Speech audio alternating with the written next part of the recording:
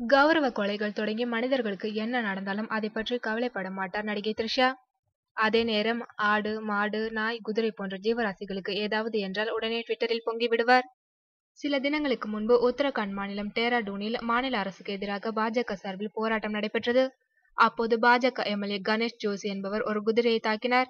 இதனால் அந்த குதிரையின் கால் முறிந்தது.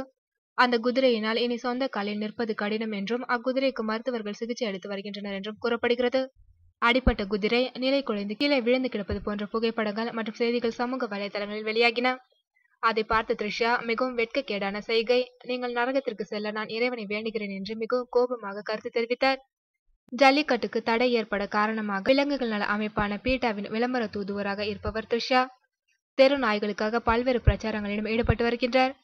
குதிரை தாக்குதல் சம்பவத்தை வைத்து பாஜக எம்எல்ஏவை ட்விட்டரில் கடுமையாக சாடியதும் நடிகை த்ரிஷாவிற்கு சம்பந்தப்பட்ட கட்சியில் இருந்து மிரட்டல்கள் வந்ததாக கூறப்படுகிறது.